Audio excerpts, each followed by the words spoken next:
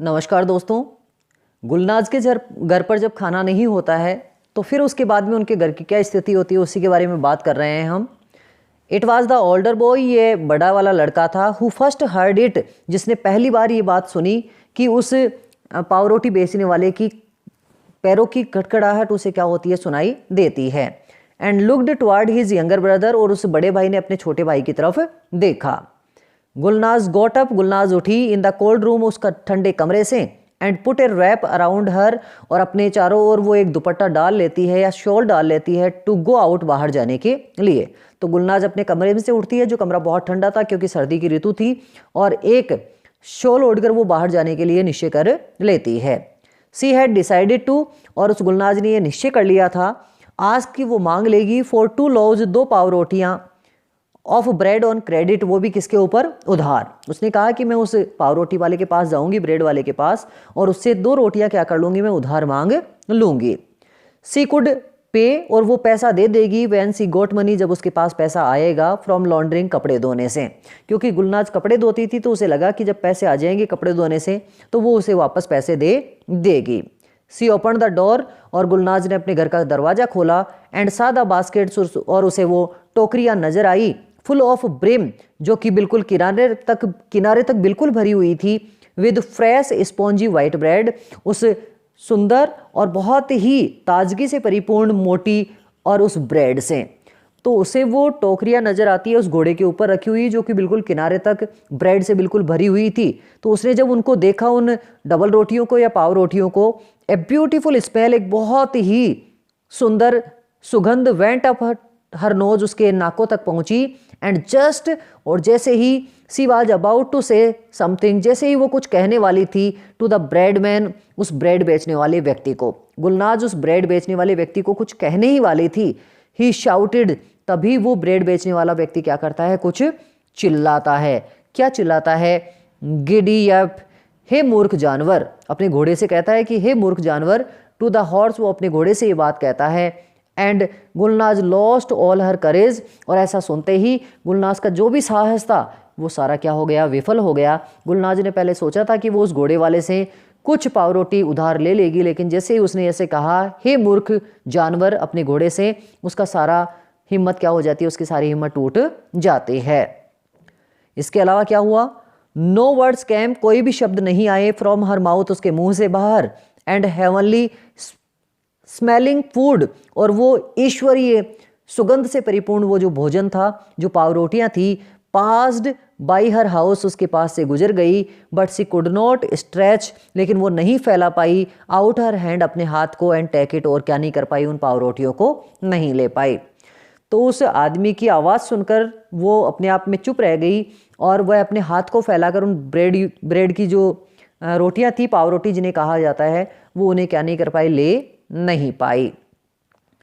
सी केम inside, वो अंदर आई अपने घर के, बट डिड नॉट डेयर, लेकिन उसकी हिम्मत नहीं हुई, to look into the favoured eyes, उन क्रुद्ध आंखों की तरफ देखने की, ऑफ हर सन्स, जो उसके बेटों की थी, वेटिंग होपफुली, जो उसके बेटे बहुत ही आशा के साथ इंतजार कर रहे थे कि उनकी माँ क्या करेगी, उनके लिए पाव रोटी लेकर आएगी, ब्रेड लेकर आएगी। लेकिन गुलनाज ने उन अपने बच्चों की तरफ नजर उठाकर नहीं देखा।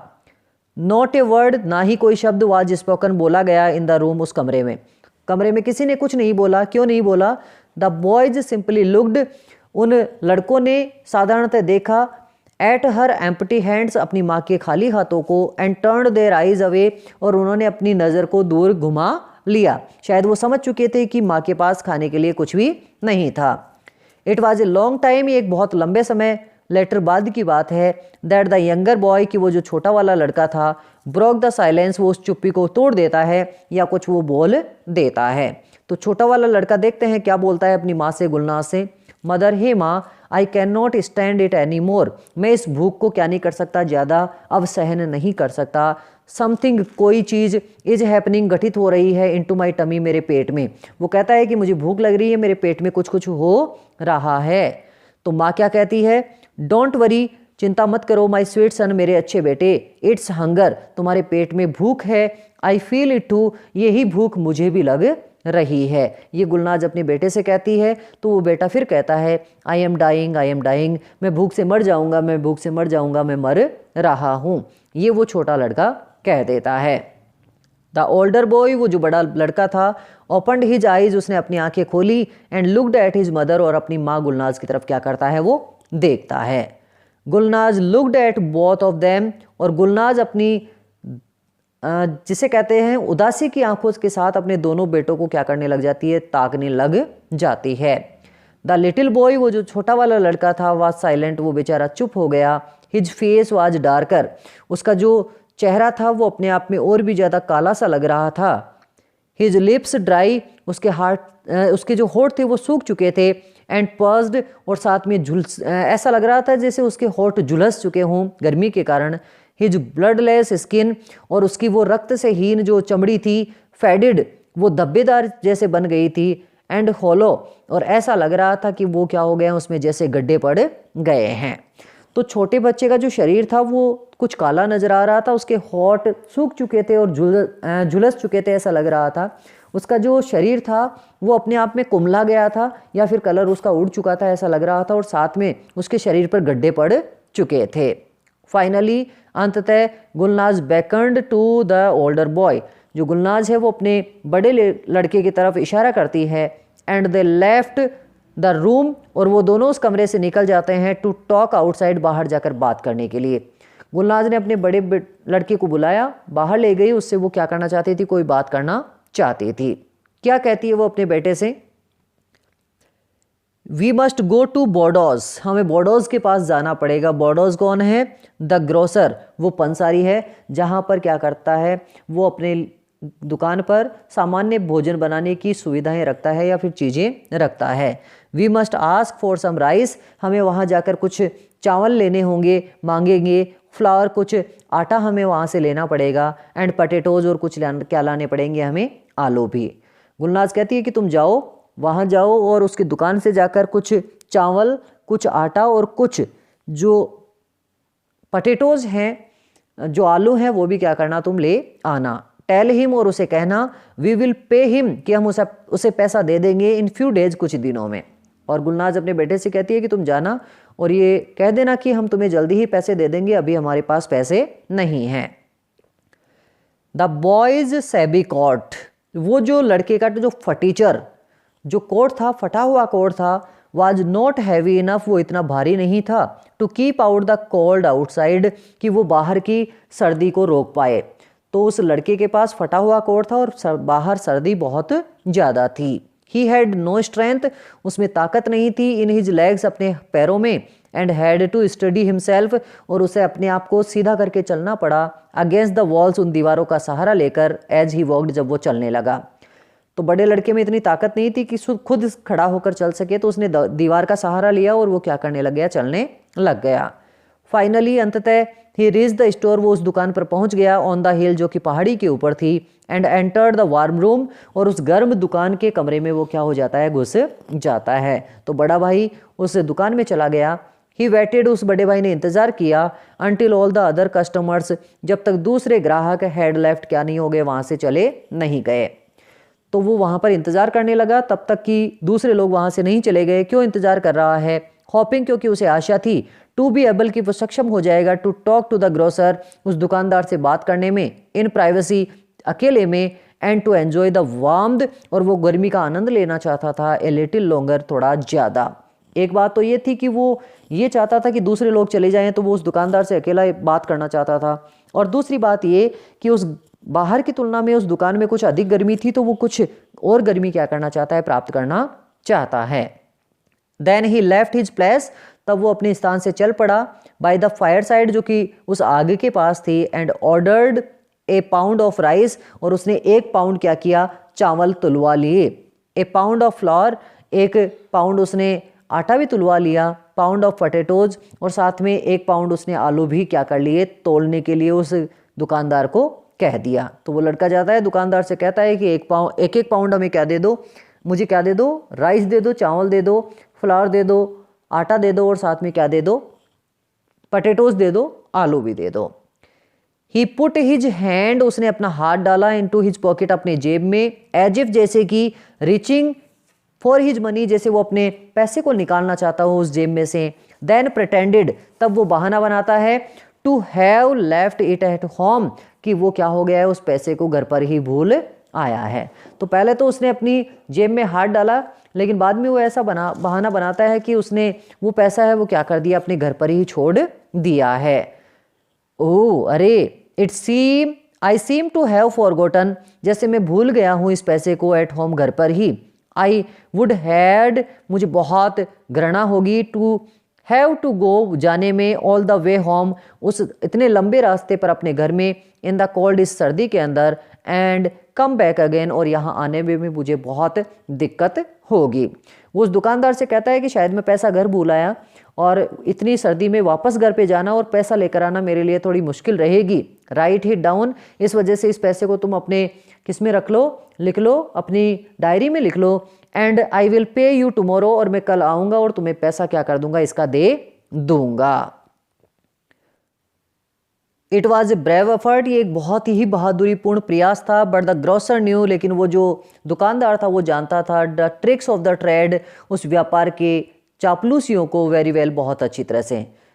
वो जो दुकानदार है वो समझता था कि किस प्रकार से लोग बहाना बनाते हैं कि उनके पास अभी पैसा नहीं है और वो क्या कर देंगे, वापस बाद में दे देंगे। फर्स्ट ब्रिंग द मनी, इसलिए उसने कहा कि जाओ पहले पैसा लेकर आओ, then you can take the goods, तब तुम्हें ये सारी चीज़ें मिलेंगी। You have become so thin, अरे तो तुम तो कितने पतले भी हो गए हो। समवन, ऐसा कोई व्यक्ति, हु हैज मनी, जिसके पास पैसा हो, एट होम, वो भी घर पर, डजंट गेट सो थिन, इतना क्या नहीं होता है, पतला नहीं होता है। तो पहले पैसा लेकर आओ, तुम तो बहुत ज़्यादा पतले हो रहे हो, जिनके पास पैसा होता है वो इतने पतले नहीं होते। ये बात वो ग्रोसर कह देता है, दुकानदार कह देता है। द बॉय हरीड आउट, वो जो लड़का था वो बाहर जल्दीबाजी से निकला। एम्ब्रेस्ड, वो शर्मिंदा हो गया था। To have his life found out, कि उसकी जो झूठ थी वो क्या कर ली गई है, उस दुकानदार के द्वारा पकड़ ली गई है। तो वो इस बात को सुनकर शर्मिंदा हो गया। ही फाउंड, उसने देखा, हिज आइसनेस ऑफ द स्ट्रीट, कि उस गली की जो सर्दी थी, मोर अनबियरेबल, और भी ज़्यादा असहनीय हो गई थी, देन, की तुलना में, ही हैड बिफोर, जैसा उसने पहले महसूस किया था, ही एंटर्ड द स्टोर, जब वो दुकान में घुसा था। तो दुकान में आने से पहले जितनी बाहर सर्दी थी, अब उसे और भी ज़्यादा सर्दी लग रही है, उससे ज़्यादा, और वो उस सर्दी को क्या नहीं कर पा रहा, महसूस क्या, सहन नहीं कर पा रहा है। एट द कॉर्नर, एक कोने में, ही सा, उसने देखा, smoke coming out of the chimney, उस चिमनी में से कुछ धुआं निकलता हुआ, ऑफ द वाइट हाउस, जो कि उस सफ़ेद घर में से निकल रहा था। सफ़ेद घर में से रसोई का कुछ धुआं बाहर निकलते हुए उसने देखा। हाउ हैप्पी, कितने खुश, वर द पीपल, वो लोग होंगे, हु लिव्ड इन इट, जो उस वाइट हाउस में रहते होंगे, ऐसा उसने, लड़के ने सोचा। It didn't not occur to him, उसे ऐसा नहीं लगा था, टू बी जेलियस, कि वो ईर्ष्या करे ऑफ देम, उन लोगों से। और वो यह नहीं सोच रहा था कि वो उन लोगों से ईर्ष्या करेगा या फिर कोई नफरत रखेगा। ही हैड ओनली एडमायरेशन, वो तो प्रशंसा रखता था, फॉर दीज पीपल, इन लोगों के लिए, हु हैड गिवन हिम, जिन्होंने उसे दिया था, the best meal of his life, उसके जीवन का सबसे अच्छा खाना। क्योंकि उस लड़के का पिता दर्शन आगा जब खत्म हुआ था तो उस वाइट हाउस से ही उसके पास 2 दिन तक खाना आया था, और वो खाना उसके जीवन का सबसे अच्छा खाना था। तो वो लड़का उस वाइट हाउस के लोगों से क्या नहीं कर रहा है, घृणा नहीं कर रहा है। ही वॉकड होम, वो अपने घर की तरफ चल पड़ा, as fast as he could, उतना तेज जितना वो जा सकता था। हिज टीथ चैटरिंग, और ऐसा करते हुए उसके जो दांत हैं वो क्या हो रहे हैं, कड़कड़ा रहे हैं। देयर वॉज नो नीड, ऐसी कोई ज़रूरत नहीं थी, टू से एनीथिंग, कुछ भी बात कहने की, टू हिज मदर, उसकी माँ को, एंड ब्रदर, और भाई को। तो उसने अपनी माँ और भाई को कुछ भी नहीं कहा। क्यों नहीं कहा? हिज एम्प्टी हैंड्स, क्योंकि उसके जो खाली हाथ थे, टोल्ड देयर ओवन स्टोरी, वो खुद ही अपनी कहानी कह रहे थे कि उसके पास लाने के लिए कुछ भी नहीं था।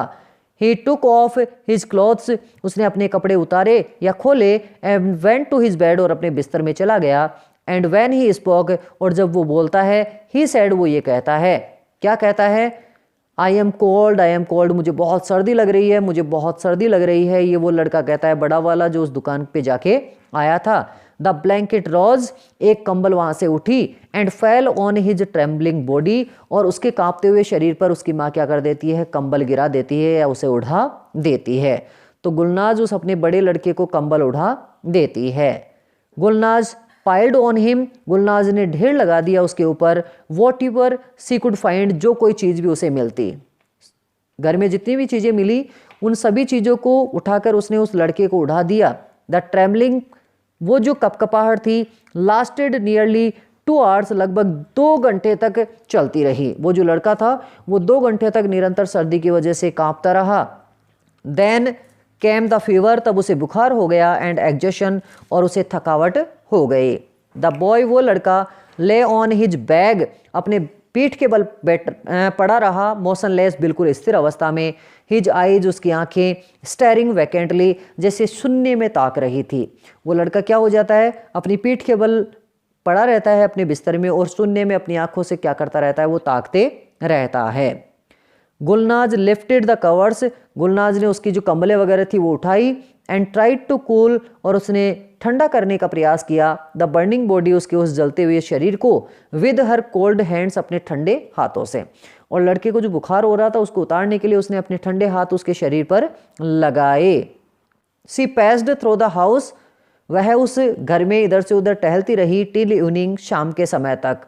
डेस्परेट, वो बहुत ज़्यादा हताश हो चुकी थी। सी डिड नॉट नो, क्योंकि उसे नहीं पता था वॉट टू डू, कि वो क्या करे। गुलनाज इधर से उधर अपने घर में भटकती रही, घूमती रही, उसे नहीं पता था वो क्या करे।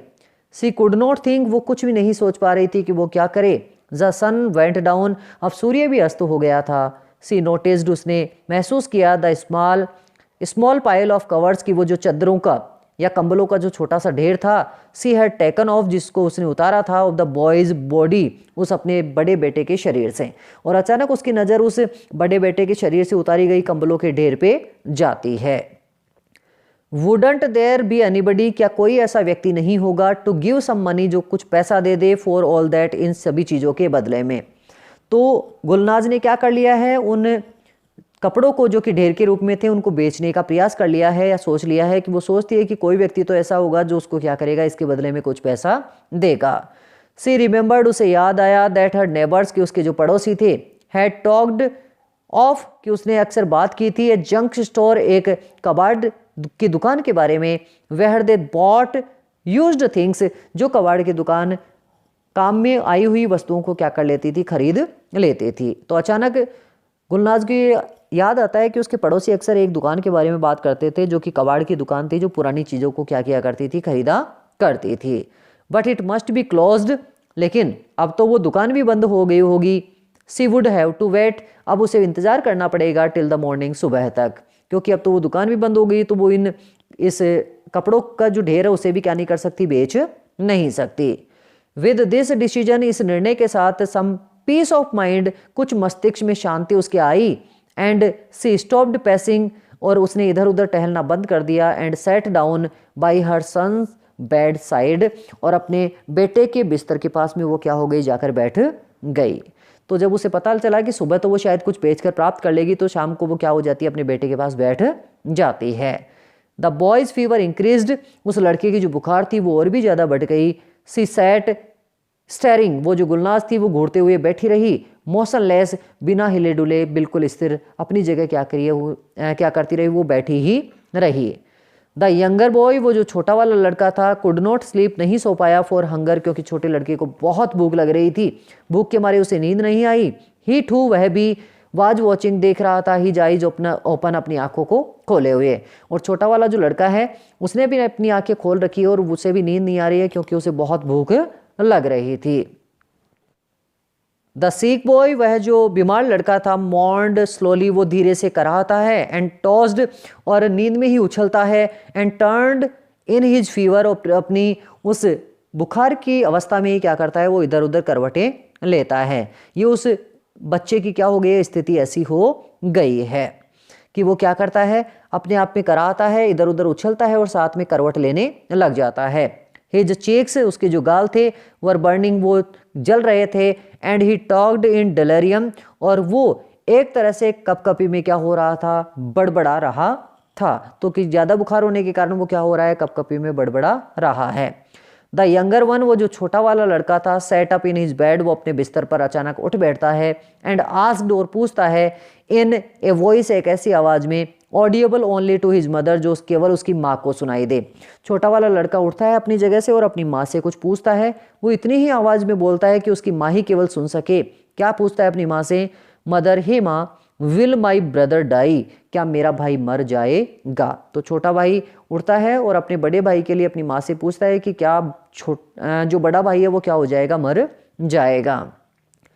सी सीवर्ड, वो जो माँ थी गुलनाज, वो कांप उठी, एज इफ, जैसे कि, टस्ड ए कोल्ड विंड, जैसे कि एक ठंडी हवा के झोंके ने, ऑन हर स्किन, उसकी चमड़ी को क्या कर लिया, वो छू लिया हो। जैसे ठंडी हवा का अचानक झोंका लगने पर सनसनाहट सनसनाहट होती है, वैसे ही गुलनाज के शरीर में भी ऐसी सनसनाहट उठी।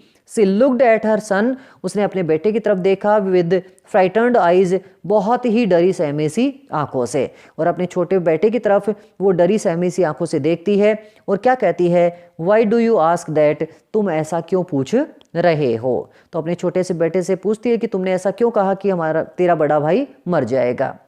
द बॉय, वो जो छोटा लड़का था, वह साइलेंट, वो चुप रहा, फॉर ए मोमेंट, एक क्षण के लिए। एक क्षण के लिए तो छोटे वाले लड़के ने जवाब नहीं दिया।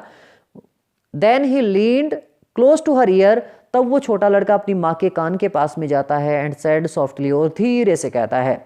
पहली बात तो वो नहीं बोला, लेकिन बाद में वो अंततः अपनी माँ के कान के पास में जाकर क्या करता है, बोल देता है। क्या बोलता है? ट्राइंग, कोशिश करते हुए, टू हाइड हिज वॉइस, जैसे कि वो अपनी आवाज़ को छुपाना चाहता हो, फ्रॉम हिज ब्रदर, अपने बड़े भाई से। वो इतनी धीमी आवाज़ में कहता है कि जिससे कि उस बड़े भाई के कानों तक क्या ना हो, वो आवाज़ न पहुँचे। तो छोटा भाई अंततः अपनी माँ से क्या पूछता है, देखो, बिकॉज, क्योंकि, मैंने इसलिए तुमसे ये पूछा है कि बड़ा भाई क्या मर जाएगा क्या? बिकॉज, क्योंकि, देन फूड विल कम, क्योंकि तब भोजन आएगा, फ्रॉम द वाइट हाउस, किससे? उस सफ़ेद घर से। तो जबकि आपको पता है गुलनाज के परिवार के पास अब खाना नहीं है। जब दर्शन आगा खत्म हो गया था तो उस दर्शन आगा के मरने के बाद में 2 दिन तक का खाना उसके पड़ोसी उस एफएनडी ने भेजा था, जो कि उस वाइट हाउस में रहता था। आज वो छोटा लड़का फिर यही आशा कर रहा है कि उसे लगा कि अब खाना तो है नहीं, कैसे काम चलेगा।